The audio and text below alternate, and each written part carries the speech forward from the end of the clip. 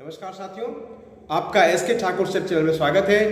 आज हम विद्युत धारा के छठे सत्र में भाग ले रहे हैं। इस सत्र में हम लोग ऑब्जेक्टिव क्वेश्चन को देखेंगे, इलेक्ट्रिक करंट से संबंधित जो परीक्षा में के लिए उपयोगी होगा। ये लेवल 1 का क्वेश्चन है जो 12 लेवल और उच्च स्तरीय इंटर स्तरीय परीक्षाओं में ये पूछा जाता है। आइए क्वेश्चन नंबर 1 लेते हैं।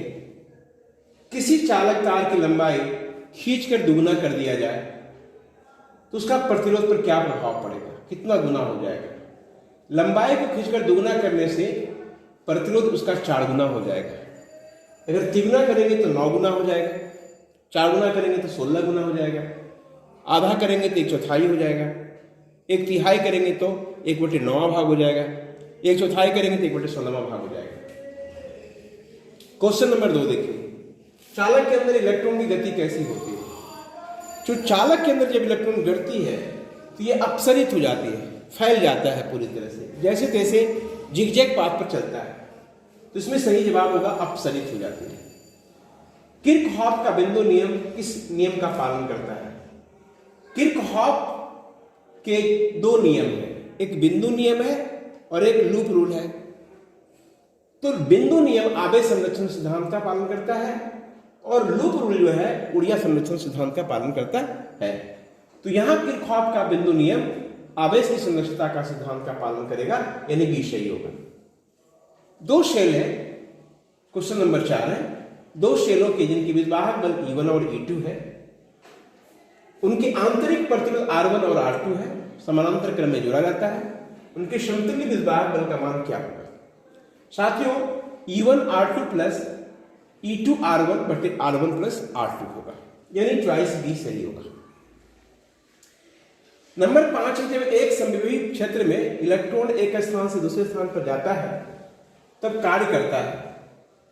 इलेक्ट्रॉन पर इलेक्ट्रॉन द्वारा नहीं होता है, अनंत परिमाण का होता है। समविभवी क्षेत्र में इलेक्ट्रॉन एक स्थान से दूसरे स्थान को जाता है तो किया गया कार्य बराबर आपने पढ़ा है W बराबर V क्यू होता है।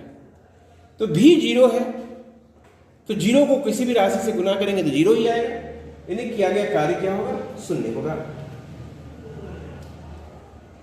यानी कि जब एक समविभव क्षेत्र में इलेक्ट्रॉन एक स्थान पर जाता है तब कार्य नहीं होता है, उत्तर सी हो जाएगा। प्रश्न संख्या 6 है, विद्युतीय परिपथ के किसी बिंदु पर सभी धाराओं का बीजगणितीय योग 0 होता है। ये किरचॉफ का पहला नियम है, इसको बिंदु नियम कहते हैं। व्हीटस्टोन ब्रिज से मापा जाता है। व्हीटस्टोन ब्रिज से निम्न प्रतिरोध को भी माप सकते हो, उच्च प्रतिरोध को भी माप सकते हो, यानी जवाब सी हो जाएगा, उच्च एवं निम्न प्रतिरोध। विभवमापी की तार की लंबाई बढ़ा देने पर संतुलन बिंदु प्राप्त होता है। विभवमापी की तार की लंबाई बढ़ाते हैं तो संतुलन बिंदु भी बढ़ जाता है, अधिक लंबाई का हो जाता है। क्वेश्चन नंबर 9 है, 1 किलोवाट घंटा किसका मात्रक है। वाट शक्ति का मात्रक होता है, शक्ति को, और घंटा समय का मात्रक होता है। शक्ति और समय को गुना करते हैं तो ऊर्जा होती है, यानी ये ऊर्जा का मात्रक हो गया। इलेक्ट्रॉन वोल्ट द्वारा मापा जाता है। इलेक्ट्रॉन आवेश हो गया, वोल्ट विभवांतर हो गया।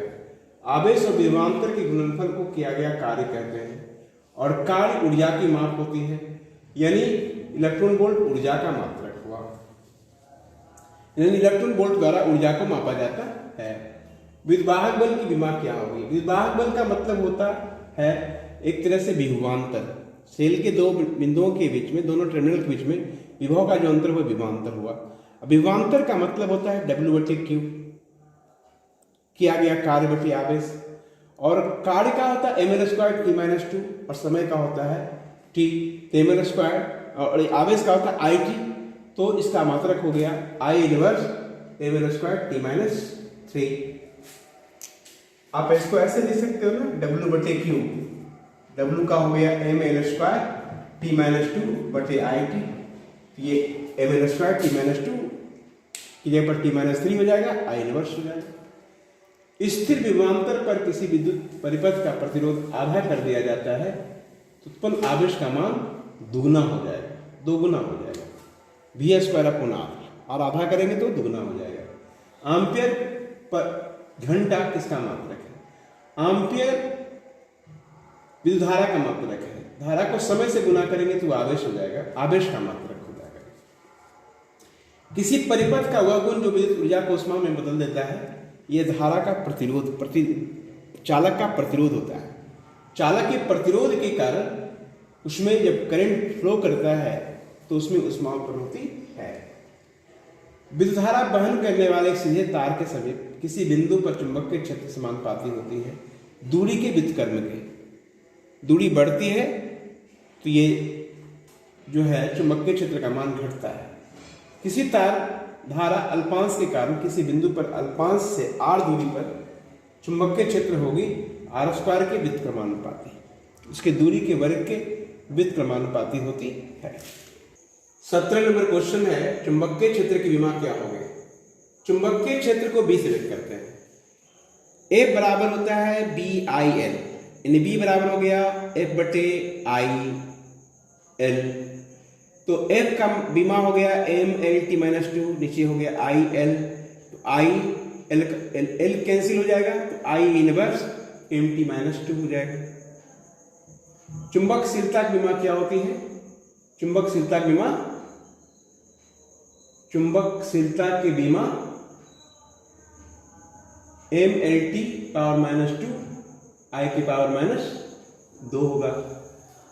वेग v से गतिशील किसी आवेशित कण को E और V से क्रॉसिक क्षेत्र से अवशोषित किया जाता है तो आवश्यक शर्त हो जाएगा E बराबर V/B, E बराबर VB, यानी V बराबर E/B होता है, इसलिए E बराबर VB हो जाएगा। किसी आवेशित कण को चुंबकीय क्षेत्र रेखा के अंदिश गति दी जाती है तो कण पर कार्यकारी बल होगा, शून्य होगा, उस पर कोई बल कार्य नहीं करेगा। विद्युत धारा प्रवाहित हो रही वृत्तीय कुंडली के केंद्र पर चुंबकीय क्षेत्र B है। यदि विद्युत धारा को अपरिवर्तित रखते हुए कुंडली की त्रिज्या को दुगुना कर दिया जाए तो केंद्र पर चुंबकीय क्षेत्र का मान B/2 होगा। चुंबकीय क्षेत्र B में स्थित M चुंबकीय आघूर्ण वाले धारा पास द्वारा अनुभूत बलाघूर्ण का मान τ बराबर वेक्टर M गुने वेक्टर B होता है। क्षेत्रफल A वाले एक वृत्ताकार लूप के केंद्र पर चुंबकीय क्षेत्र B है। लूप को चुंबकीय आघूर्ण क्या होगा? 2BA/μ0 × √100A/π होगा। एक आवेशित कण को विराम से एक समान चुंबकीय क्षेत्र और विद्युतीय क्षेत्र में जो एक दूसरे के समानांतर है छोड़ा जाता है तो कण की गति क्या होगी? एक सरल रेखा में होगा। एक समान वेग से चलायमान आवेश उत्पन्न करता है, एक समान वेग से होगा तो केवल चुंबकीय क्षेत्र पैदा करेगा, और यदि त्वरित रहेगा तो विद्युतीय क्षेत्र चुंबकीय क्षेत्र के साथ साथ वह ऊर्जा भी उत्पन्न करेगा। तो यहां एक समान वेग से चलायमान आवेश उत्पन्न करता है केवल चुंबकीय क्षेत्र। साथियों, हमारे साथ इसी तरह जुड़े रहें और अपने ज्ञान का वर्धन करते रहेंगे। फिर मिलेंगे हम अगले सत्र में, तब तक के लिए आपसे विदा लेते हैं। नमस्कार, रवा खैर।